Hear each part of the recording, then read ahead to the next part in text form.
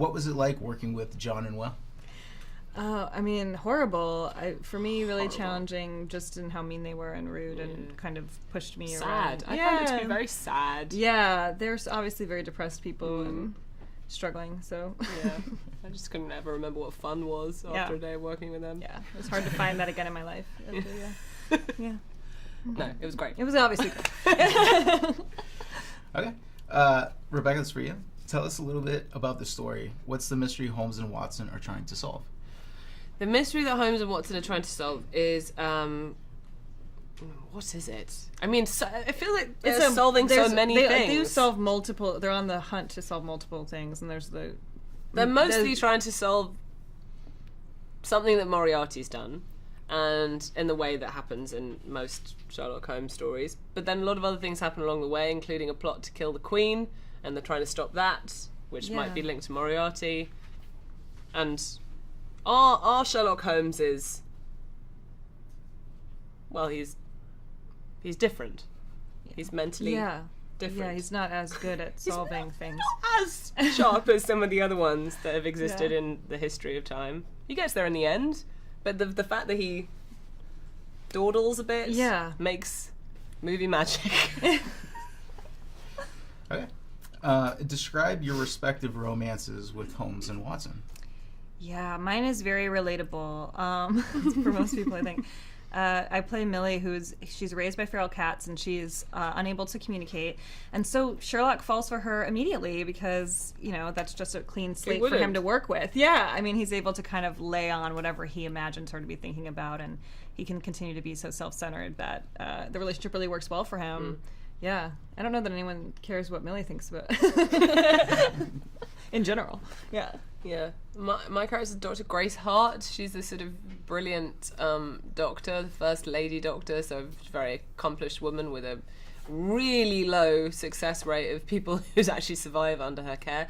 But, less said about that, the better. So I guess she's a kind of like good. I mean, Watson's arguably in love with Sherlock Holmes, so she's got that kind of vibe in lady form, and so he falls for her. Perfect. And what can audiences expect from this movie? You can expect to just laugh and have a good time and forget about your problems for a bit. Yeah. Just from laughing so hard, probably. Yeah. Great. And what makes this the perfect holiday movie? It's a really good family film, actually. I think, your kids are gonna love it. Your sort of 7 to 10-year-old kids are gonna really enjoy it. It's silliness, but for every gag that's good for them, there's one that's just as good for the parents. Yeah.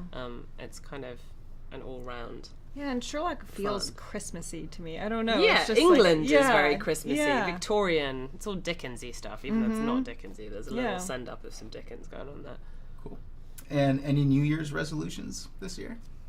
Yeah, mine is that I'm trying to cook meals for myself and not rely on takeout food. So I've been cooking, and I hope to continue. Yeah. I don't. Well, I'm a relatively new parent, so I'm gonna go with more sleep. What are some holiday traditions you might participate in? I have a bunch of holiday traditions. I'm big on the holidays. I take it very seriously. My family listens to the Polar Express on cassette tape. That's like an old tradition in my family, and it was it's really read by William Hurt. It's very dramatic and lovely. I always listen to carols from Kings. Oh yeah. And eat mince pies, which is not such a big thing in America. Yeah, I've never had a mince pie. Nobody has mince pies. In England, you either make them or you get them in December 1, and you have that with brandy butter, and you have it in the house, and you offer it to everyone who walks in your door for the whole of December. Oh, wow. Without fail. That's nice. Yeah. And I miss it here. It's very difficult to get brandy butter and mince pies. And what's Holmes and Watson's relationship like? What makes it unique and different from anything we've seen before?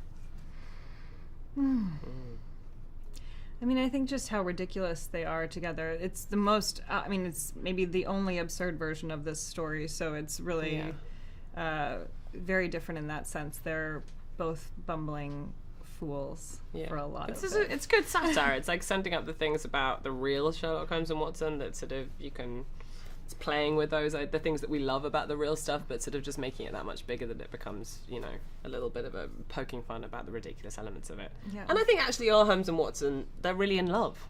Yeah, I they think really care about ultimately- each other. Yeah, yeah, That's the that's the difference. Fantastic. AJ, you have any? I just did you guys set up for us your kind of all-star cast that you guys got to work with? Yeah, yeah, we got to work with so many amazing people. I mean, Ray Fiennes. yes. I just have to think now. Kelly MacDonald. Kelly MacDonald, Rob Brydon, who's Rob so Brydon, funny. who's hilarious. Steve Oh, Coogan. Hugh Didn't get to work with Hugh Laurie. Laurie. We didn't get to work with any of Yeah, these people. I got we're to talk saying. to him for a second. But I did see them. I Yeah. saw them at breakfast once. Yeah, lots of hilarious people.